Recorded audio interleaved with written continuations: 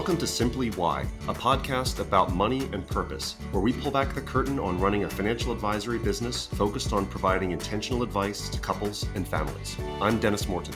And I'm Katie Brown. Welcome back, and thanks for tuning in.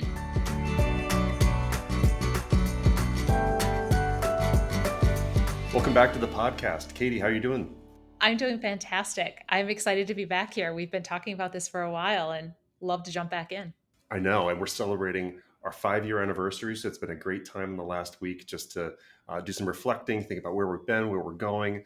And we want to talk today about some of the things that have contributed to our learning curve over the last few years, contributed to some success. But why don't we start with one of the common misconceptions about Morton Brown Family Wealth, which is... Yeah, let's clarify the anniversary thing here. Yeah, true. Yep. So this is the anniversary of Morton Brown Family Wealth. And just to clarify, Dennis and I are not spouses. We are not siblings. We did not inherit this business from our fathers. This is something where we had the privilege to be able to work together previously before launching Morton Brown. And we figured out we have a pretty good working relationship. Let's see what happens when we take this thing and make it our own. We're married, just not to each other. And we bring some of that insight from relationships that we have, from the relationships that we observe in our clients. Really, it's been something where we watch the dynamic between couples. And more we've realized this is something that deserves our attention, that there's a dynamic, there's a way that people partner in things, there's a language that they use, an awareness that they have that's really maybe a blind spot when it comes to finances, right? Yes. Let's flash back to when you and I first started working together. Mm-hmm. We took some personality assessments. There's the DISC and the Colby and the Strengths Finder and a lot of those things. We took one of those early on, and the results were a little bit interesting, so to speak. When we took the initial Colby A assessment, where it went towards your instincts and kind of how you naturally act on things, we came up pretty similar, didn't we? We did. I think that was, in some respects, kind of surprising because I think we recognized some differences within us and how we do work. But I think the alignment came in those instincts and visionary alignment. And so it was interesting how we looked very similar on paper in the Colby assessment. But then when we matched them up, I think that's where the fascinating part was. When we matched them up, what was the output? Do you remember some of the language that was put in there? Yeah, so one of the factors inside the Colby assessment is the implementer, someone who can build things. And Katie and I were so low on the implementer scores, we were really consistent. The readout said, don't ever build anything together. That's okay. So of course, we then partnered and went on to build a business. But I think the thing was, we were both very meticulous in planning and organizing. It was our first step towards self-awareness. For me, who am I coming into this potential partnership? For you, who am I coming into this potential partnership? And how do we work well together? How are we complementary? And how do we communicate with each other? So I always credit that with like an initial dose of reality to say, who are we coming into this? There was a lot of humility in that readout, and you're exactly right. I think we both were like a 3 on implementer.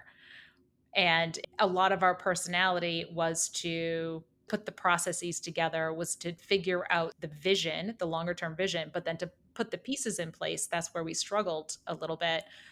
So there was a lot of humility that came out of that. Mm-hmm. I think we were very fortunate, though, in that at that time when we took that initial behavioral assessment, we were gathering tons of information. We were learning from so many other people within our industry who does what and how do they do it and how do they accomplish things. And so I think at the time we had a very strong thirst for knowledge. And then to couple that with what can we deliver on it and where do we need help? I think that paired very well. I think you need some of those outside sources. We're kind of discerning our path and our careers, and you have to think expansively about what's possible. And it gave us something to talk about that was more than just the work we were doing that day to day. I remember we would come in and out of client meetings and be able to talk big picture about long-term stuff. And I think in any good partnership or any relationship, you need to have those things that keep you thinking yards down the field and what might be possible there. I agree. Just to stick with the personality assessments, the behavioral assessments that we took at the time. And I think we both latched onto those and we've taken a handful of them over the years. What were some of the readouts from the other ones? And how do you think that has played into where we are right now as well? Oh, well, the other one that we did was the DISC assessment, and this was one that was given to us by our coach. Again, we were coming on board, and he wanted to get to know us, and he said, "I need you if you're going to work with me, you have to take this DISC assessment." So it's the Talent Insights assessment, and it's more of where your natural talents are instead of your instincts. And frankly, my readout is something short of Attila the Hun. And we share these when we hire a new team member. We'll give them a DISC assessment. We'll also share ours with them, but it's a warts and all approach to things. And I think the interesting part was when we both read ours and we were like, oh my gosh, this is kind of interesting because it hits the spot on many things. As similar as we were with the Colby, we were polar opposite on this one. Yes. I came in things like I tend to be more introverted. You tend to be more extroverted. I tend to be more dominant in a conversation. You're more a peacemaker. It just, I thought it was interesting how suddenly we were like 12 and 6 on the dial. Yes. As you mentioned with the Colby, that's the instinct. With the disc, that's more of the behavior. Hmm. We found a lot of alignment in our beliefs around the business, our beliefs around delivering value to clients and how we serve clients and how we serve families. But our process in getting to that point is different. And I think that's where those behavior differences come in and where they're very complementary. And when we think about a partnership, those are some of the indicators of success, the alignment in the vision and what you want to accomplish, but then the complementary skill sets to get to that point. I think in a lot of respects, we're very fortunate. We just kind of landed in those places. It was not necessarily planned, but I think in reflection, it's easier to see. How do you think about the pairing of our skill sets? I think it's helpful that we have a good balance between the strategic and the tactical. I tend to be someone who's looking out over the next hill. I'm not really good with the day-to-day task oriented thing, but I think you get more energy off of that. Even your lists have lists. Like you like going in and ticking off those things. And I think that kind of balance is good. But I also think it's been very helpful to understand how to communicate. And that's, again, coming back to that awareness. What are the ways to speak with you that's going to be the most effective and responsive, like giving you time, quiet time to not interrupt and dedicate. I've learned that to be really important over time. Mhm. But I also think we create time for the strategic stuff too. Like we just had it this morning. Every couple of weeks, we'd break off, sit down for about 90 minutes, and talk about the big things that we're tackling as a firm and as leaders and with the markets and our clients and everything else. And that strategic time, which we've been doing now for almost 6 years, has been, I think, a really formative thing that we speak the same language about the big picture stuff. Mhm. What do you think has been an important part of like what makes a successful partnership? And it's interesting because I think the things that make it successful partnership also make us better advisors. Even just the awareness of, okay, I'm going to share this thought or this idea. How is this going to come across? Am I giving space for thought?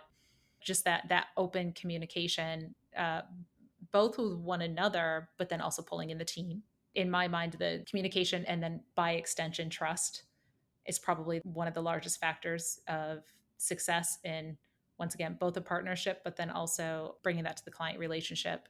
Other things are having that shared vision, having alignment with our cultural beliefs. Hmm. You had a set of statistics around what happens in family business or family dynamics and the reasons for failure. And it was like, 60% of failures due to lack of trust and communication within a family about group decision making, 25% of failures due to unprepared errors. At the very bottom, only 5% of failure is due to financial mistakes in planning, taxes, and investments. Mhm. And here we are as financial professionals, and people sometimes think we're all about the product, the estate plan, the investment plan, the portfolio strategy, all those things. But what we found in partnership and with advising clients is so much of the risk of failure is around communication and lack of trust. Correct. While we need to have a good working knowledge of potential solutions, the solutions come at the tail end. Building the trust and really understanding what the families are trying to achieve, or even in our case, having a great understanding of one another's priorities and communicating through those. That's the number one indicator, I think, of success for realizing that fulfillment, whatever that fulfillment may be.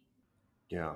We both listened to a podcast a while back. It was an interview with Brian Grazer and Ron Howard, who are the producer director behind Academy Award winning films going back almost 40 years.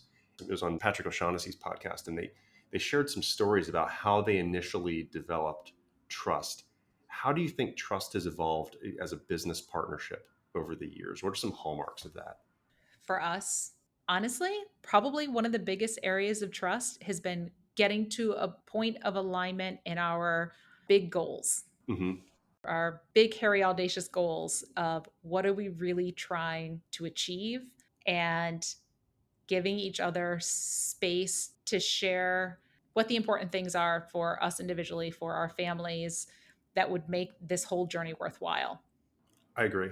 And I would encourage any couple or partnership or anything else, don't be afraid of those big, hairy, audacious goal conversations. Yes. Once we started thinking expansively about what we wanted to do as a business, almost immediately we started thinking about quality of life too. Like we put out there some big numbers and what we thought we could do and growing the team and everything else. And then we paused and we're like, yeah, but that's going to be 10 years down the line and our families are going to be further down the path. Our kids might be gone by then. How do we make sure we're not sacrificing that time? So we started adding in quality measures too. So we said after 5 years, every employee is going to be eligible for a 5 week mini sabbatical, paid time off, go do what you need to do and come back refreshed. And I think having that qualitative alongside the quantitative when it comes to goal setting, it's an important part of our culture for what we do. There was an Inc. magazine article, I think you were referencing this from last year. It said 9 key things that successful business partners always do.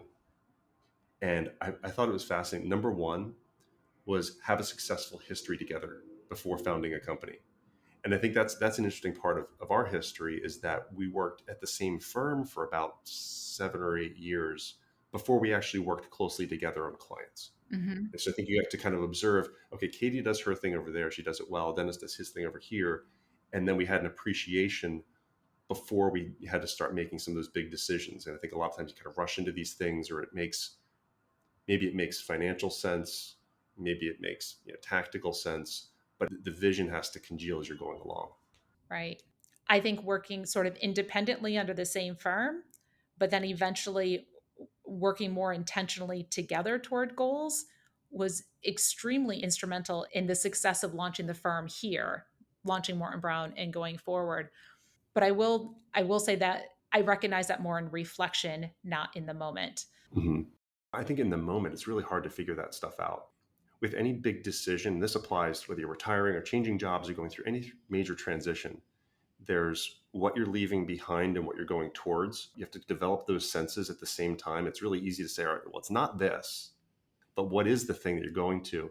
And I think that's one of the facets of any really good partnership is it's a creative endeavor. Right.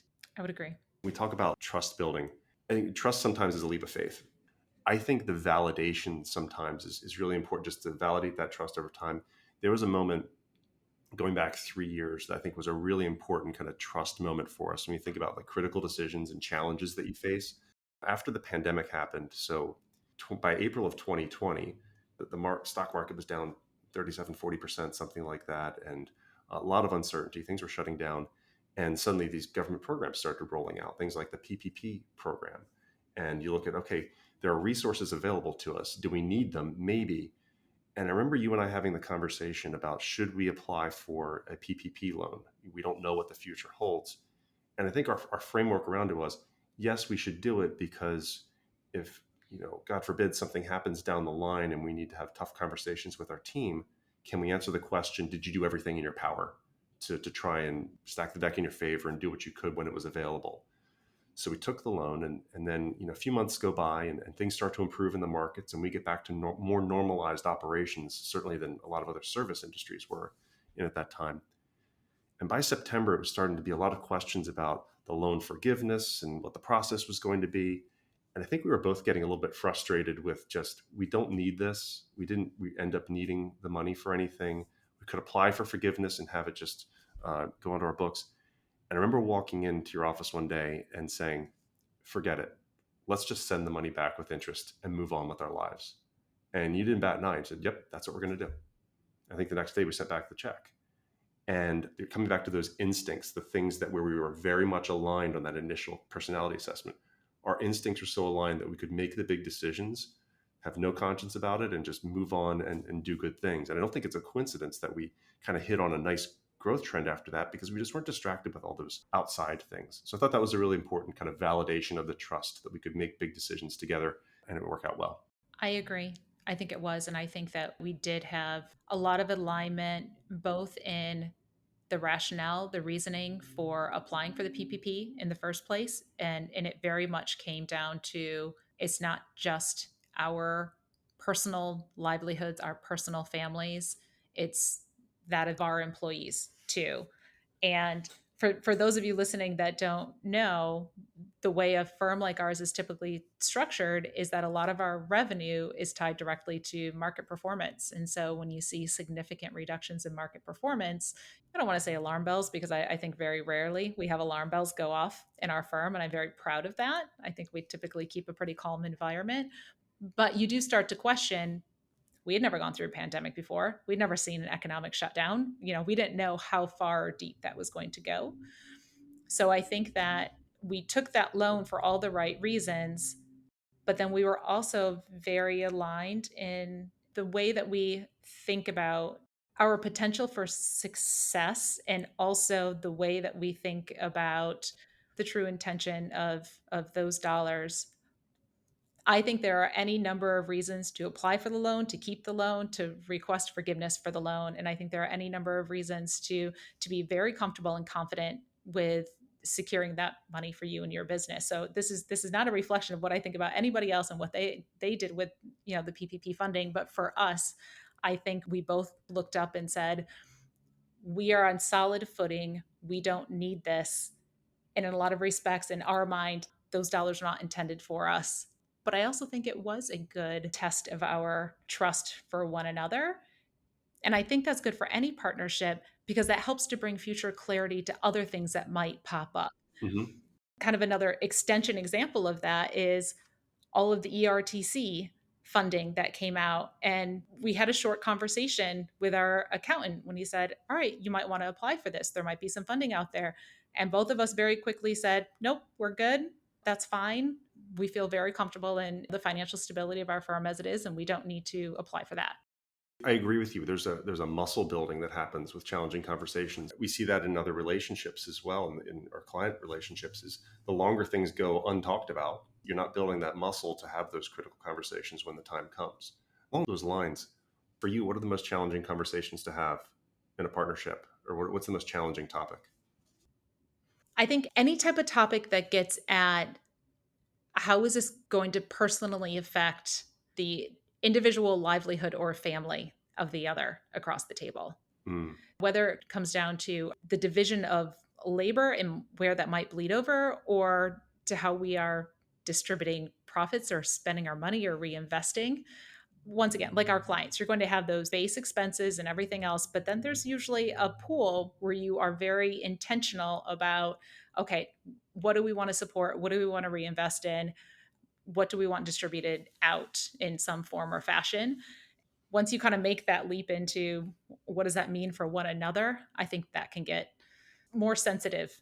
right. And that's where I think it's been important having our spouses involved the whole time and just sitting down. I mean, you remember those early conversations when we kind of pitched the business plan to them and made sure they were involved, and we're snickering about this one because I don't know what Katie said at the initial meeting where we presented our business plan to our spouses, but for what I think it was something to the effect of, Katie might have said that we might not be profitable for the first few months or so, and I think my wife heard there's going to be no money for several months, and or for some period of time, and so that kind of set the alarm bells up. But I think one of the ways to mitigate that is to understand who are the stakeholders. I think that's your point. Who are the stakeholders here? Yes. And if we're going to talk about this, is everyone represented at the table with the voice, and we have that. Just I think being intentional about it has helped.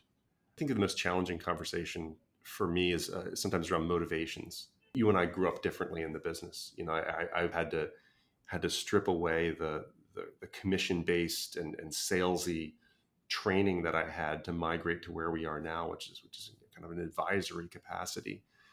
but I think motivations can be hard to discern sometimes, and that was another personality assessment that we did. We kind of got into our motivations, and yours was pretty interesting in how and it helped me to understand you. I think it was more than any of the other ones helped me to understand kind of where you're coming from. What were some of the things that motivated you or did not motivate you?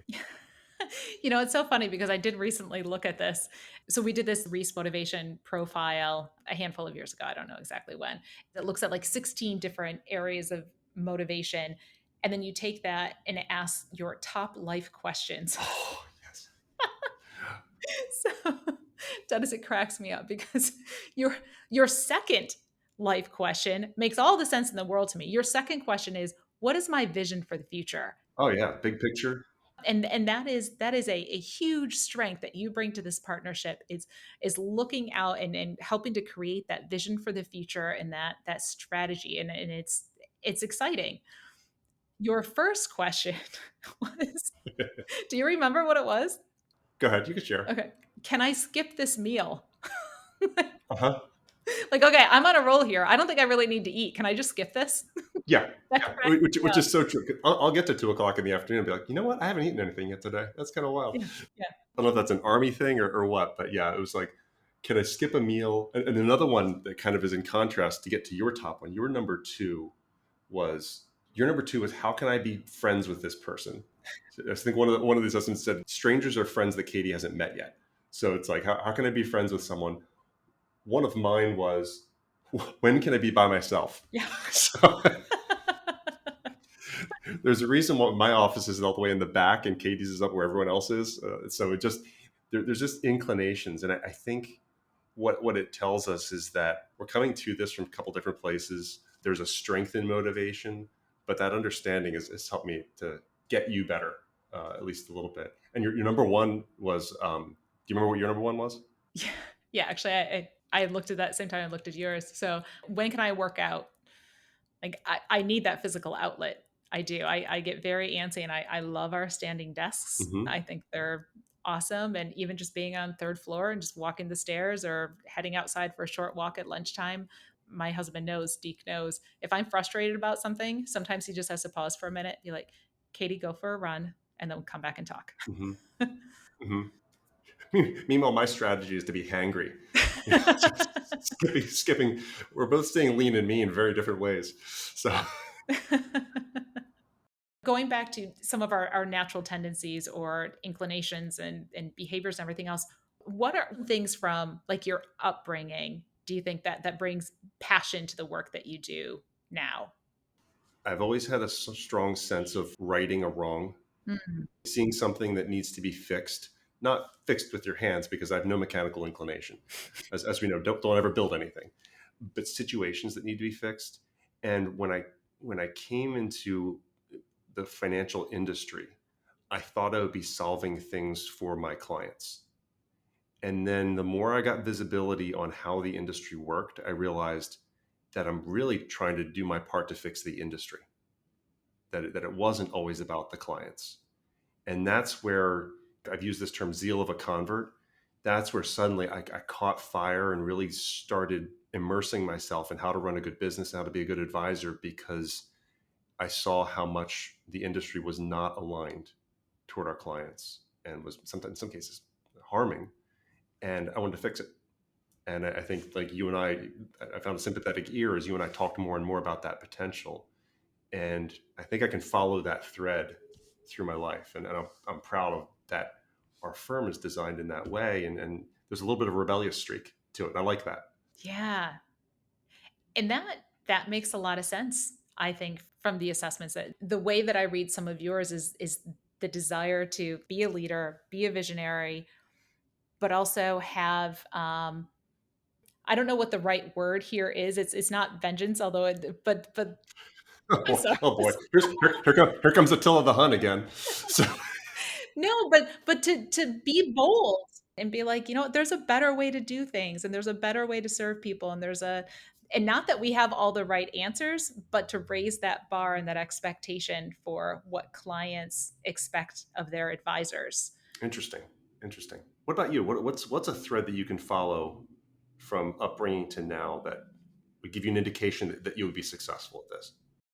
I mean, I think maybe a couple of different ones, and maybe at some point we spend a little more focus on this, but having parents as small business owners and seeing what goes into running a business, and how they divided the labor and the things that they expected from it, but also witnessing some of the struggles. My parents struggled financially, but always provided and always saved. And I think there were certain things that were just rooted in me from childhood to, save money, work hard, don't expect anything from anybody, but yet you have the opportunity to create something and to make what you want to make of your career and your life. I think a lot of those things have pulled forward for me. What's the best team you were ever on? Hmm. Could be sports or otherwise. Maybe my college rugby team. Nice. Yeah. What made it work? For anybody that's played rugby or knows rugby, it is a very unique sport in that it's very rough, it's intense, it's physical, you work really hard, and then you celebrate with one another. After the game, the expectation is that you spend the afternoon with the team that you just played against and that you just worked really hard to try to beat, and literally bruised and hobbling in, but there's an after party and you celebrate together. It's a really unique culture, Hmm. very supportive. I had amazing coaches and loved the women that I played with, and just had a blast with the women that I played against. I think you bring up an important point there. There's a lot to be said for celebrating. From the beginning, we have a little bell in our office. Yeah, Every time a new household would join our community, hear the bell ring. It's just that little reminder that, like, hey, it's worth celebrating here. And I think that's an important part of it. Otherwise, everyone just kind of takes their ball and goes home at the end of every day. And it doesn't compound the joy, I don't think. agreed. One of my favorite examples of partnership is actually not from sports. It's not from business. I love the idea of a rock band. I think there's something in the chemistry of a musical endeavor that is really challenging. You see bands that have stuck together for a long time. Like Aerosmith just announced their farewell tour next year, so they're going to be, Oh, yeah, bands that stay together for a really long time. There's a chemistry. Everyone brings something different. The drummer's not trying to be the guitar player. Everyone's bringing something different to the table. So I'm going to ask you this: all time, who is your favorite duo in musical history? I mean, you've got some options here. You could go Sonny and Cher. You could go Hall and Oates. You could go anywhere with the Black Keys, the White Stripes, and there's a lot out there. Who's your favorite musical duo and why? okay. It's funny that you asked me this because I feel like this is an area maybe you don't know me well enough yet. Good. That's where we were trying to go today. We're mining deep now. Okay, I love Black Keys. I love White Stripes, and actually, I probably would. Funny that you say that. I was listening to White Stripes this morning on the way into work. There you go. Yeah, big Jack White fan. Um, but I was gonna say, I don't think you know me well enough because I am horrible at naming bands or singers or names of songs on the spot. But I'll sing along to anything. Oh, okay. Probably not with the right words. I recognize it all, but I am awful at thinking of the names on the spot. Oh, man. I got to say, I'm a huge Tears for Fears fan. Oh, that's good. Like, so if you're ever looking for an 80s pop duo, Songs from the Big Chair, I think is 40 years old now. So that's Yeah. just some classic stuff. But there's a quote from Keith Richards that I love, which is, "There's no substitute for live work to keep a band together." The Stones have been doing it for 60 years. And I think if you're to translate that to a business partnership or any other relationship, you got to be out there living. Like, a band on the road is a band that's functioning. Mhm. A band that's sitting at home, infighting, to just getting at each other, it doesn't work. There's certain elements of what we do that could be considered the live work. Like this. This is live work. Right. Doing creative things, doing things that require chemistry. What's your example of live work that you do? How do you go out there and do your thing to the best of your ability together? And I think it keeps things vital. Yes. Yeah, I think that's a really good example. I think that makes a lot of sense.